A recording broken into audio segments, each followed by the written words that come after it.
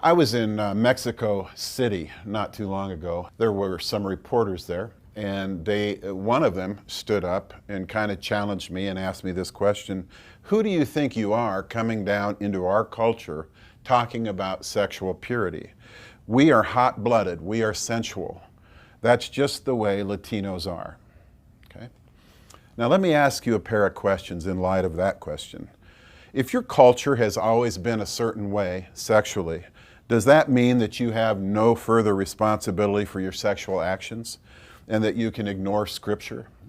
Or is it this way? If your culture has been sensual for years, okay, are you responsible to separate that culture from your own life and from your own mind and live a different way from those around you? That's an important question, you see, because your cultural beliefs are man's way of thinking. And man's way of thinking will abort the purification process in your life every time because it just leads to mixture. Okay? In this reporter's case, for instance, he had the mixture of the Latino mind and the Christian mind. In my case, I once had the mixture of the American mind with the Christian mind. But the truth is, if I desire the mind of Christ, I have to get the American mind out of my head completely, or I'm never going to align with Christ. Let me give you an example why. What is the American mind? Well, this is what American men say. Hey, looking and lusting is just guys being guys. There's no problem with that. God wouldn't have made women this beautiful if he didn't want us to look at them. I mean, looking at women and kind of lusting, that's no different than being in a museum and appreciating fine art. Okay. How about this one? Why worry about what I look at? The blood covers it all anyway. I'm fine. I'm going to heaven. How about this one? Porn is just pictures on paper. What are you talking about? Nothing I do in the privacy of my home hurts anyone. What I'm saying is we need to be very careful how much of our culture is in our thinking when it comes to our sexuality. Let me give you a few more examples. At that same event, I was talking to a reporter from Colombia.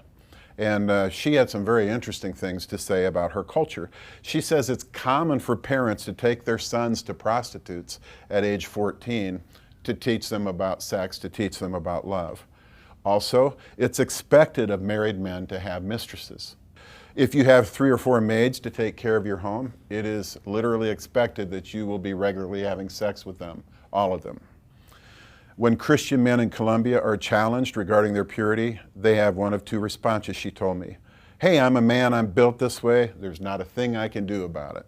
Number 2, I'm mature, I can watch R-rated movies, it doesn't hurt me at all. Let me give you another example. When I was in Costa Rica recently, I just happened to be there at the time when Focus on the Family released survey results on married evangelical men.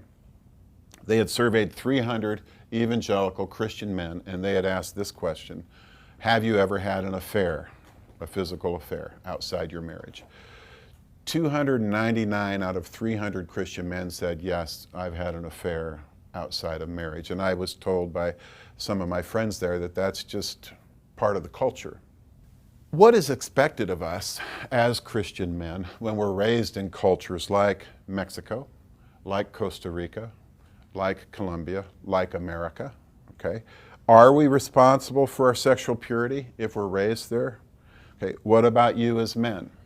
Are you responsible for your sexual purity? Or can you simply say, I'm a man, I'm built this way, and besides my culture's this way, this is the way we are? When it comes to sensuality and sexuality, what is normal for a Christian man? What's a Christian man supposed to look like? What's the normal look? Okay, who defines normal? That's the other question. Most of us are defining normal based upon our cultures. Now, we in America, we even in this room, the same thing is true. Most of the people in this room regularly peek into other people's bedrooms to watch other couples having sex. Regularly. Now, we call that going to the movies. Now, that's what we call normal.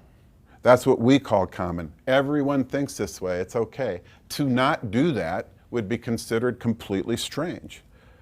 So I would ask you this as men: how are you defining normal? What is it that you call normal? Is it the things that are common in the world?